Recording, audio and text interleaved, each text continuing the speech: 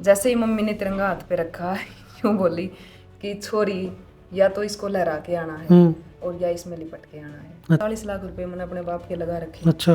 और 40 लाख रुपए लगा रखे हैं, बिना सबमिट करें चली गई तो नुए बदनामी नुए में मर गई। मैं निकल रही थी, वो ऊपर से इतना बड़ा एवलांच आया बर्फ का और उनकी डेथ हो गई। अच्छा, फिर नू जड़ा कौन चढ़िया हो देखा बस नू गुना चढ़िया। मैंने एक बार तो यूं सोचा कि शायद मैंने गलत रिस्क ले लिया है, पर रिस्क तो ले गया। मेरी माँ ने तो एक बड़ा सारा टिफिन चूरमा का भर के दे रखा था, ड्राई फ्रूट का, मतलब वो बना रखा था पूरा। और जितने दिन भी मैं लगभग 42 दिन रही हूँ अच्छा ऊपर, वही खा के मैंने सारा कुछ कराया। एक बार तो अंग्रेजा थी वो दे दिया, क्योंकि कैंप में हम 10 बालक थे और उन अंग्रेजा को मैंने एक एक चम्मच भर के उनके हाथा पदर दी, उनने खाई भाई उठाए को नहीं, सारा का 10 लग गए। अच्छा बता दिया भाई कि आज लास्ट है, हो सकता है मैं जिंदा वापस आऊं, हो सकता है मैं नहीं भी आऊं। तो भाई ने एक चीज कही मजाक में, नुका तू तो चाहे चली जाइए, उड़े तो डांक डूक मार जाइए, मर जाइए, पर हमारा फोन वापस कर जाइए। मैं बोली 40 लाख रुपए दे रखे हैं, चाहे तो सबमिट करवाना, नहीं नाड़ बोझ दूंगी यार। अच्छा। यार हरियाणविया की खासकर पहचान हुआ है। चाहे शिक्षा है, चाहे विज्ञान है, चाहे खेल का मैदान है, और चाहे वे माउंटेनर की बात है, ये एक प्रकार का गेम है जो आज किसी परिचय की मोहताज नहीं है। जिन्होंने अपनी लगन से, अपनी मेहनत से, अपनी काबिलियत से अपना, अपने माँ बाप का, अपने पूरे हरियाणा प्रदेश का नाम माउंटेनर के क्षेत्र में जो है इतिहास रच के रोशन करने का काम कराया है।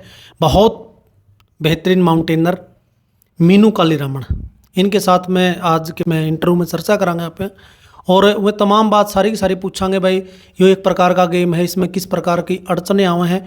एक बिल्कुल किसान की बेटी, क्योंकि भाई जमींदारा का काम करने वाले तू भी मतलब किसी भी प्रकार की अड़चन तक घबराह न कर दे, वह परिस्थितियों से लड़ना जाना है। भाई किस प्रकार से परिस्थितियों से लड़ा जावे है, तो इसी प्रकार से परिस्थितियों से लड़के ने आगे बढ़ी है मीनू कालीरामन।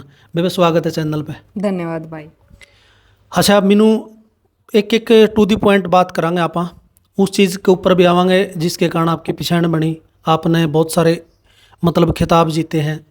तो मतलब पढ़ाई लिखाई की बात करा, शुरुआत की जो पढ़ाई लिखाई है वह कड़ो हुई, और आपका जन्म कहाँ पे हुआ? मेरी पूरी स्कूलिंग गांव में हुई है भाई, पहली से +2 मेरी पूरी स्कूलिंग गांव में हुई है। और जन्म भी मेरा गांव में ही, डाटा गांव में मेरा जन्म हुआ है। ईवासी में आ गया डाटा? हाँ, ये बांसी में आ गया भाई। हाँ हाँ, ठीक बात है। अच्छा, गांव के अंदर पढ़ाई हुई आपकी 10th क्लास तक?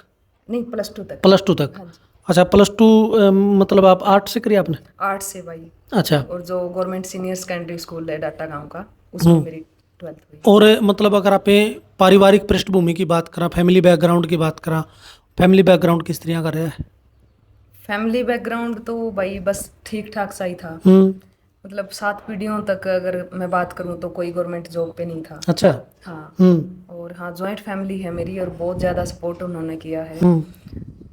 कई बार मैं यूं मानूं कि एक लड़की सबसे अमीर जब हो है जब उसका फैमिली, पूरी फैमिली उसका सपोर्ट करे। तो आई थिंक मुझे लगता है कि मैं सबसे अमीर घर की बेटी हूँ, क्योंकि पूरा परिवार मेरे साथ है। अच्छा मीनू, एक बात बतावे, मतलब स्टार्टिंग में ही इसे गेम में जान की थी या और गेम भी कराया करते? मेरा बैकग्राउंड वैसे स्पोर्ट्स से ही रहा है भाई। स्कूलिंग में जब मैं थी तो खो खो से मैंने स्टार्ट किया था। अच्छा। और खो खो में भी काफ़ी अच्छी थी। फिर मैं फुटबॉल शुरू किया। जब हम हिसार में आ गए तो एक ताइक्वांडो गेम है भाई, वो शुरुआत करी, नेशनल में गोल्ड लेके आई। और 2021 का एक प्रोग्राम था जीजेयू यूनिवर्सिटी में, उसके बाद मैंने एक अभियान दीदी हैं जो, उसकी स्पीच सुनी थी। स्पीच के दिन बाद मैंने ये माउंटेनियरिंग फील्ड स्टार्ट किया था। अच्छा, क्या था ऐसा उसकी स्पीच में? उसकी स्पीच में बहुत कुछ था भाई, जो मेरे जहन में मतलब घर बना गई। अच्छा। क्या करे ना, सीधे मतलब सीने को चीर के गई। वो बात थी उस चीज में। अच्छा। और ये बात थी भाई, मतलब वो लड़की आज भी व्हील चेयर पे बैठी है। उस लड़की ने क्या कुछ नहीं किया। जब वो यूपीएससी की तैयारी कर रही थी, रोड एक्सीडेंट में जिंदगी से 3 दोस्त उसके हाथ धो बैठे, अकेली ऐसी लड़की थी जो जिंदा रही। व्हील चेयर पे बैठ के उन्होंने यूपीएससी क्रैक किया। आज गस्टेड ऑफिसर हैं एचए यूनिवर्सिटी में। बिल्कुल। और देश के लिए बहुत नाम किया उन्होंने, मतलब गर्व महसूस करवाया अपने पूरे देश को। एशियन गेम में मेडल है, वर्ल्ड चैंपियनशिप में बहन का मेडल है। और उन्हीं की देख रेख में आज भी मैं, मतलब बहुत बार वो मेरे को मोटिवेट करती हैं, सपोर्ट करती हैं कि मीनू, जब मैं व्हील चेयर पे बैठ सकती हूँ तो तुम लोग क्यों नहीं कर सकते। और उस स्पीच में एक बहन ने ऐसी बात बोली थी कि लड़कियां हमेशा बोलती हैं कि मेरे को ये नहीं मिला, वो नहीं मिला, संसाधनों का अभाव है।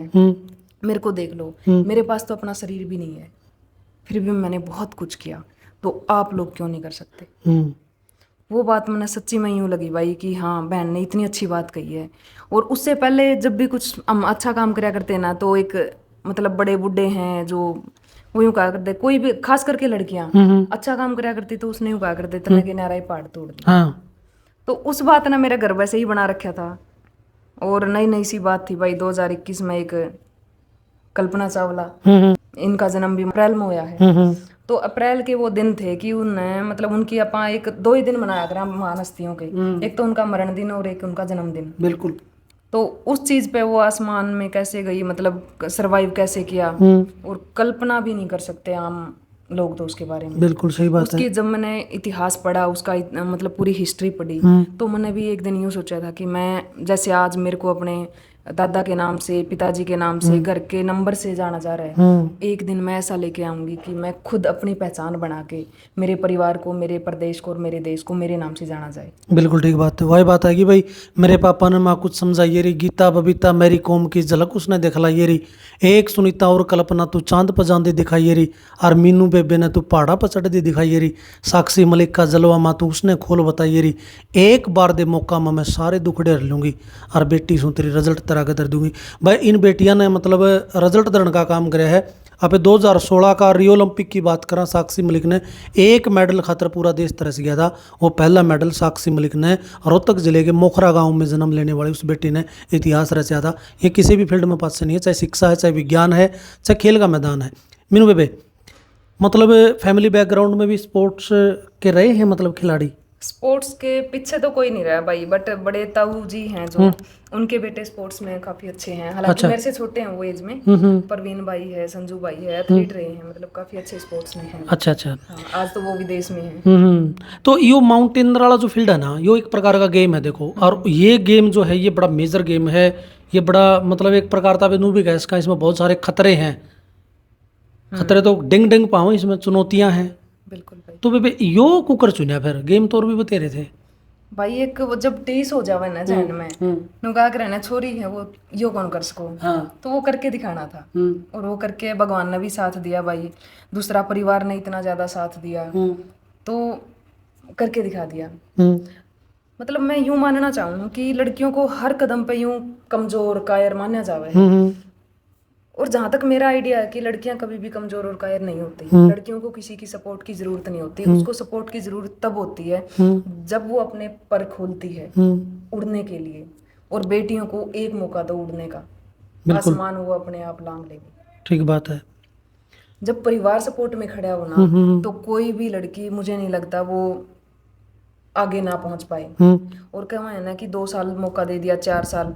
मिल्खा सिंह ने भी चंद सेकंड या 1-2 सेकंड तोड़ने के लिए अपने 4 साल लगाए थे। सही बात है। और आजकल के पेरेंट्स क्या करते हैं भाई, उनको रिजल्ट चाहिए आज, मतलब दिन में या मॉर्निंग में कोई भी काम स्टार्ट किया तो शाम को उनको रिजल्ट चाहिए। मेन बात है इसमें पेशेंस रखो, परिवार को भी पेशेंस रखना है, बच्चे को भी पेशेंस रखना है। जब तक हमें कुछ भी गोल प्राप्त ना हो जाता, उसके लिए कंटिन्यू मेहनत करनी है। सही बात है। हार कोई परमानेंट नहीं होती, और हार का कोई आई थिंक शॉर्टकट भी नहीं होता। बस अपनी प्रैक्टिस पे फोकस रखो और निरंतर बढ़ते तो रहो। बेबे मैनू नू बताओ मतलब इस के अंदर आप प्रेरणा स्रोत किसने मन हो, किसने देख के नहीं हो आपने शुरू करा था? भाई प्रेरणा स्रोत तो एकता दीदी हैं, कल्पना चावला जी नहीं, हैं, इनका जो फील्ड तो बहुत अलग हो गया ना, देखो इनका फील्ड अलग है। लेकिन गेम तो गेम है भाई। गेम तो गेम है, मानेगा मैं बात, लेकिन वो जो आपका गेम है इसकी बात कर रहा हूँ मैं। अगर मैं परिवार में ही बात करूं तो सबसे बड़े मेरे सहयोगी रहा है मेरा पूरा परिवार भाई। उनकी बदौलत में आज जो कुछ भी हूँ। नहीं वह ठीक बात आपकी परिवार से होगी रहा, लेकिन इससे पहले आप जानते पहले आप देखा कर दे किसी ने चढ़ते हुए पहाड़ों पे? मैंने कदे कौन देखा था भाई कुछ भी चढ़दा पहाड़ा पे। अच्छा। हालांकि मैंने बहुत सारे माउंटेनियर ऐसे भी हैं जिनके पास कॉल पे भी बात की है कि कैसे भी करके ये मेरे को इस फील्ड के बारे में बता दें। मनीषा पायल हैं 2018 में जो माउंट एवरेस्ट करके आई थी, इनके पास मैं स्पेशल जीजे यूनिवर्सिटी में मिलने गई हूँ कि दीदी मेरे को एवरेस्ट करना है, कैसे करूँ। उन्होंने मेरे से एक ही बात पूछी कि मीनू फैमिली बैकग्राउंड क्या है। मैंने कहा दीदी फैमिली बैकग्राउंड से आपका क्या लेन देन है? कहती मीनू इतना खर्चा लगेगा और पता भी नहीं तू जिंदा वापस आएगी भी या नहीं, क्योंकि वहां पे जिंदा वापस आने के सिर्फ 1% चांस है। अच्छा नू बेरा को नहीं पड़ता जिंदा वापिस आओगी कि नहीं आओगी, फिर घर क्या ना परमिशन को कर दी बे मीनू। घर क्या ना कुछ भी पता ही नहीं था इस बात का, कितना रिस्क है इसमें। अच्छा मैंने गलती तो एक बार पापा को शेयर कर दी थी, यूट्यूब की कोई वीडियो देख रही थी जैसे भी, सेम टाइम पे मैंने डिलीट कर दी। अगर पापा ने ये पूरी देख ली ना तो उनको भेजेंगे नहीं, क्योंकि इतनी डेड बॉडीज पड़ी हैं वहां पे, कितने क्या कैसे सरवाइव करते हैं ये पता अगर चल गया किसी भी परिवार को तो कोई भी अपनी बेटी को मौत के मुंह में नहीं भेजेगा। सही बात है। तो बे मीनू ओडा का एक्सपीरियंस बताओ, जब पहली बार आप गए तो कौन से बेस में थे आप, मतलब कहाँ से आपने शुरुआत करी थी, वहाँ का एक्सपीरियंस आप शेयर करो इस वीडियो के माध्यम से। जाने से पहले की छोटी सी आपको बात बताऊं भाई, जैसे मतलब फैमिली में ज्यादा लोगों से मैंने पूछताछ नहीं की थी, मतलब पापा हैं, भाई हैं, मम्मी हैं, मौसी काके हैं, जो जॉइंट फैमिली है उन सबको पता था मैं जा रही हूँ। नाराज भी थे, गुस्सा भी थे, और ये कहीं ना कहीं खुशी भी थी कि हमारी बेटी कोई अच्छे काम के लिए जा रही है और नाम रोशन करके आएगी। मम्मी ने तो जाते टाइम कह दिया तिरंगा, जैसे मैं लेके गई थी, क्योंकि तिरंगा तो हमारी जान है सबकी। ठीक बात है। और जब इंडियन फ्लैग हमारे हाथ में होता है तो एनर्जी दुगनी हो जाती है। जैसे ही मम्मी ने तिरंगा हाथ पे रखा यूं बोली कि छोरी या तो इसको लहरा के आना है और या इसमें लिपट के आना है। अच्छा वो बात भाई ऐसी चुभ गई मेरे।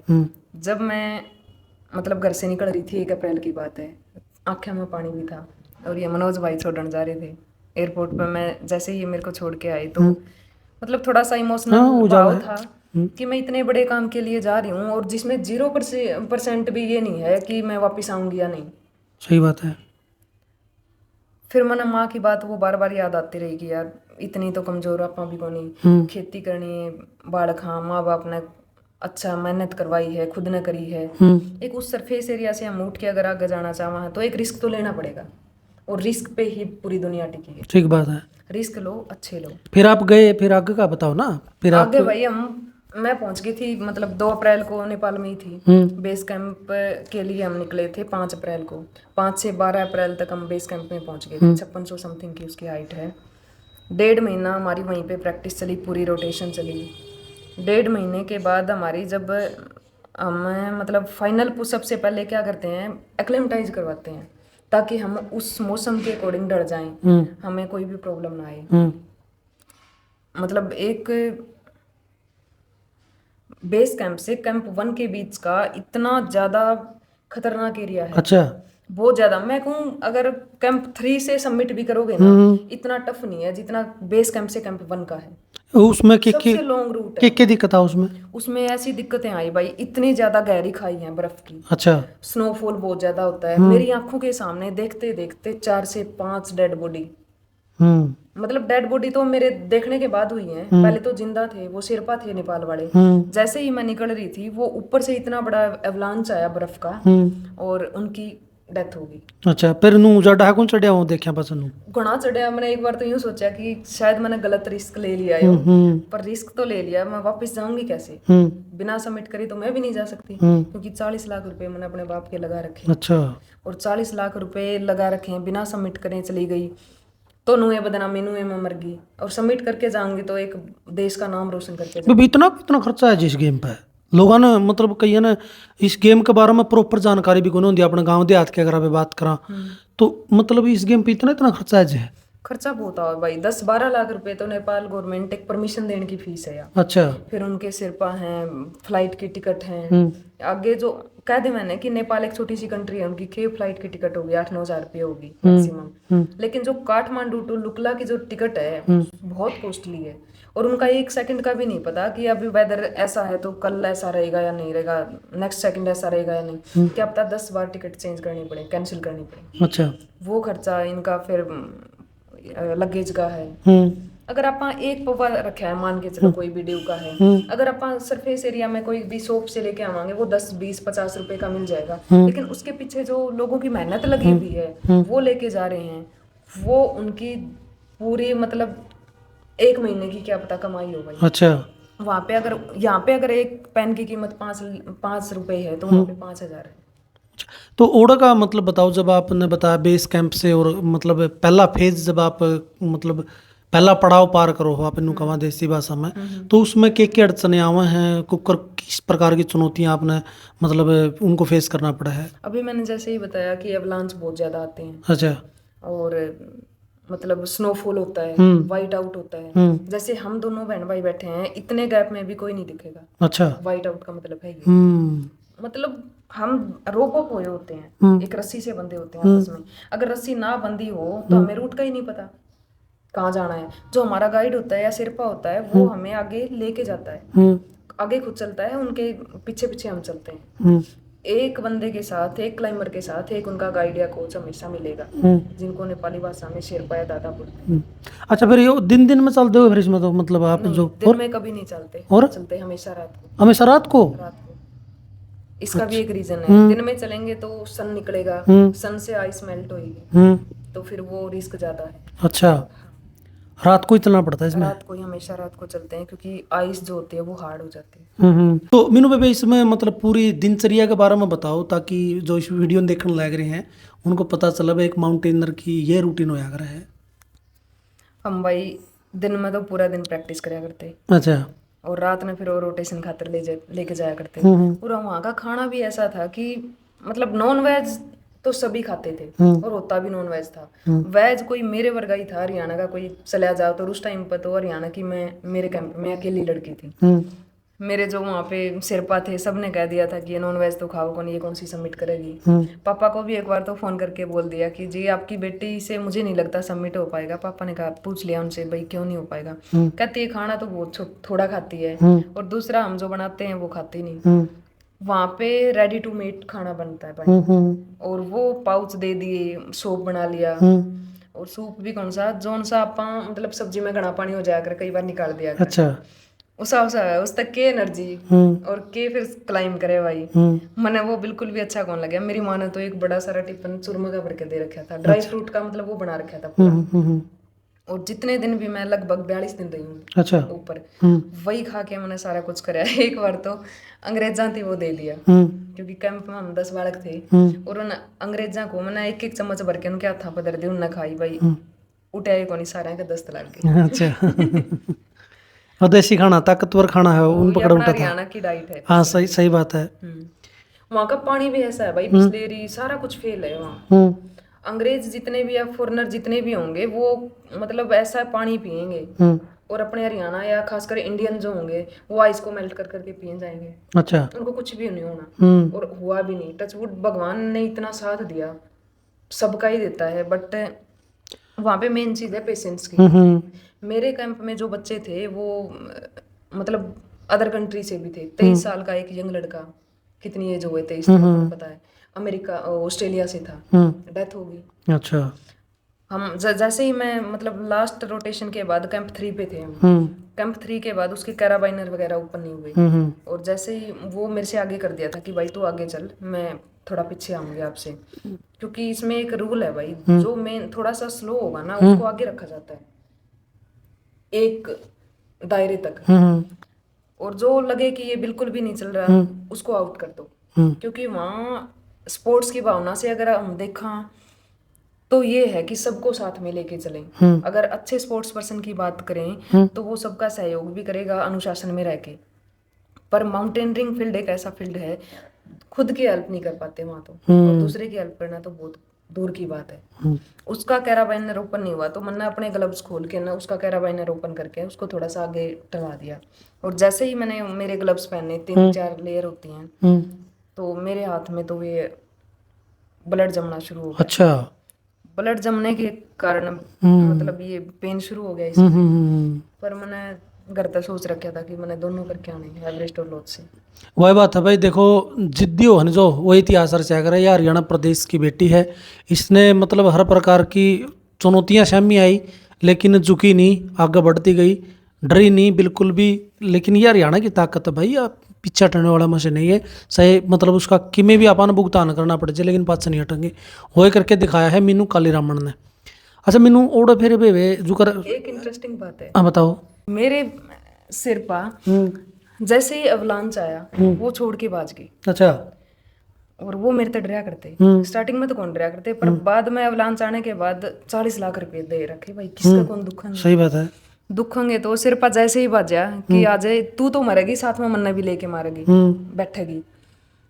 मैं बोली 40 लाख रुपए दे रखे हैं, चाहे तो सबमिट करवाना नहीं, नाड़ बोझ दूंगी यार। अच्छा। यार हरियाणविया की खासकर पहचान हुआ है। वो ऐसा डरा भाई, मतलब कि छोरी हरियाणा की या जान कौन देवे। मैंने कहा चाहे तो तू कमजोर है या मैं कमजोर हूँ, अगर मेरी कहीं पे भी कमी आ रही है, मैं आगे नहीं बढ़ती हूँ, या फिर कोई भी ऐसा लगे तने कि मैं रूल से बाहर जा रही हूँ, फिर आप मेरे को डिनाई कर सकते हो। सही बात है। बिल्कुल मना कर सकते हो, और मैं एग्री करती हूँ आपकी हर बात के लिए, लेकिन मैं सही हूँ, और अवलांच आने के बावजूद तू मेरे को छोड़ के बाज रहा है, ये तेरी गलती है, सिरदर्दी तुम्हारी है। क्योंकि या तो आप मेरे को समझाओ कि अवलांच आने के बाद आपको ऐसे अपनी सेफ्टी रखनी है, अवलांच और मतलब? इतना डिस्टेंस रखना है, आइस के बहुत बड़े टुकड़े ऊपर से टूट के नीचे आना। अच्छा अच्छा, हाँ ठीक ठीक है। अच्छा, उड़े फिर नहान धोने का मतलब, क्योंकि टेम्परेचर तो आप बता रहे हो कितना, -60। -60, तो इसमें मतलब दिनचर्या में नहान धोने का मतलब? नहान धोने का इसी जरूरत कौन पड़े, -60 डिग्री जहाँ टेम्परेचर होगा तो आप मान सको कि डेड बॉडी भी वहाँ क्या पता 50-50 साल से पड़ी हुई है। अच्छा। उनका कोई स्मेल नहीं है, कोई फफूंदी नहीं है, कोई कुछ भी नहीं, गलना सड़ना कुछ भी ऐसा नहीं है, एज इट इज पड़ी है। तो नहाने की वैसे तो जरूरत होती नहीं भाई।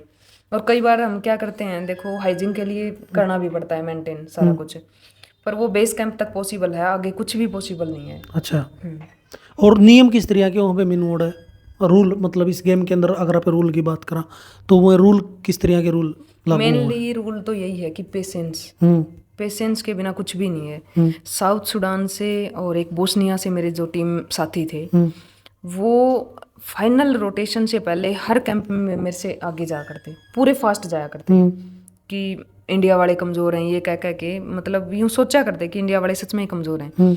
जब फाइनल पुश की बारी आई और सबमिट की बात आई, 6:15 पे पहला इंडियन पुश सबमिट मेरा था, इंडियन फ्लैग के साथ। माउंट लाओत्से जिसकी ऊंचाई लगभग 8516 बिल्कुल मीटर के आसपास बताई जावा है, तो वहाँ पे आप कब गए?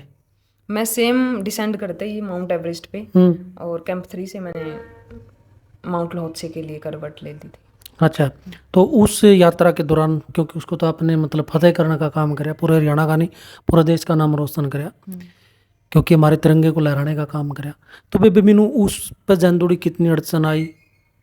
उस पर जाते उड़ी भाई, मतलब हर कदम पे ना एक इंटरेस्टिंग बात भी रही है, और कहीं ना कहीं वो मजाक भी लगेगी लोगों ने।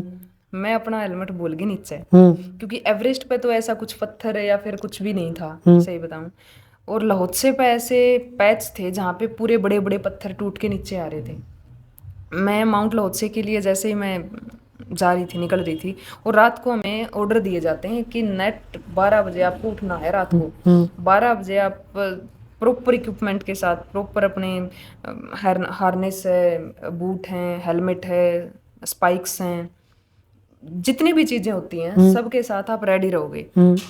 वो बता दिया। हेलमेट मेरा एवरेस्ट पे तो ज़रूरत नहीं थी, बेस कैंप में छोड़ दिया। हेलमेट मैंने मेरे सिरपा का पहन लिया। अच्छा। और दोनों के हेलमेट ऑरेंज कलर के थे, और सेम पेडजल कंपनी है, सेम कंपनी के थे।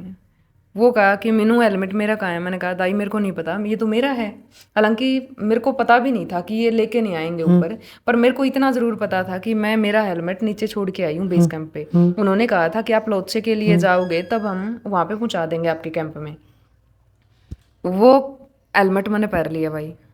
थोड़ा सा ऊपर गए, इतने बड़े बड़े पत्थर टूट टूट के आए। उस सिरपा बोला ये हेलमेट मेरा है, चाहिए तो निकाल के दे दे। नहीं इतना ऊपर कौन लेके जाऊँ। अच्छा, मजबूरी होगी भाई, देना पड़ा। मैंने कहा कोई बात नहीं दाई, मरना लिखा होगा ना तो आड़े ही मर जावांगे, अर्जे नाम रोशन करना होगा तो करके रहूंगी कि मैं भी हो जाऊँ। मैंने अपना हेलमेट भी उसकी दे दिया।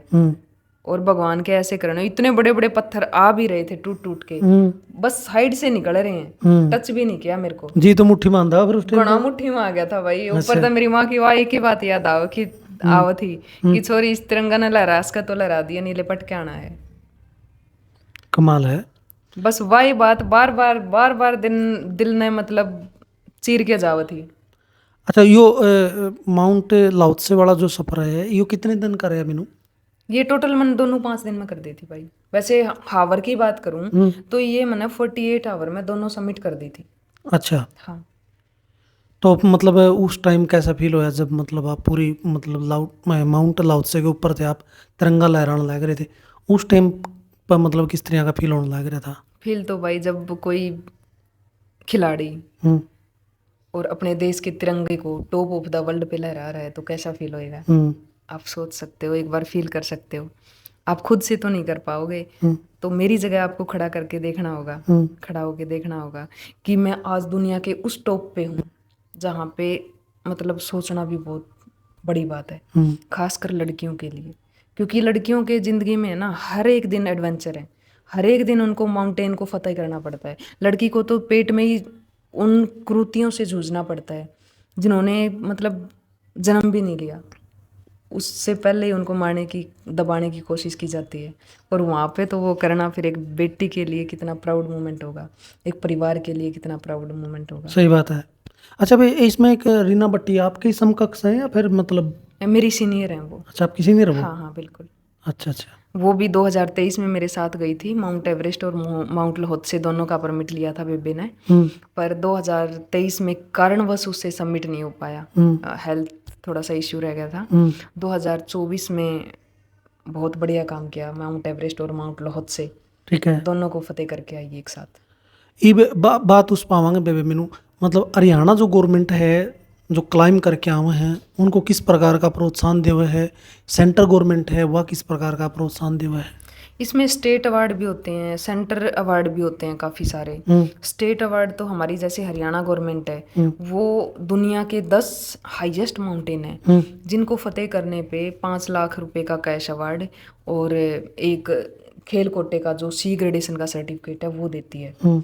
इससे पहले 2018 से पहले की मैं पॉलिसी की बात करूं तो 21 लाख रुपए कैश अवार्ड हमारी हरियाणा गवर्नमेंट देती थी और डायरेक्ट डीएसपी के पद पे अपॉइंट करती थी।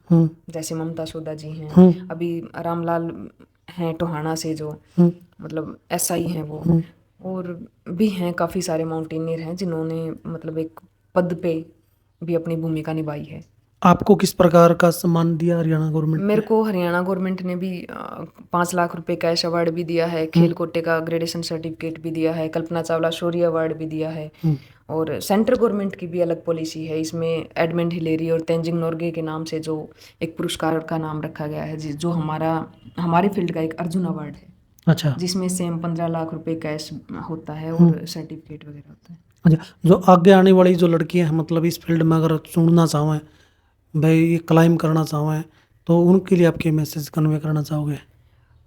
इसी फील्ड की ही बात नहीं कर रही मैं, कोई भी फील्ड हो जाए उसमें एक तो पेशेंस रखो, ठीक बात है। दूसरा संसाधनों के अभाव में रहते हुए खुद को कमजोर मत मानो कि हमारे पास लाइट नहीं है, हमारे पास स्कूटी नहीं है, हमारे पास फोन नहीं है, गाड़ी नहीं है।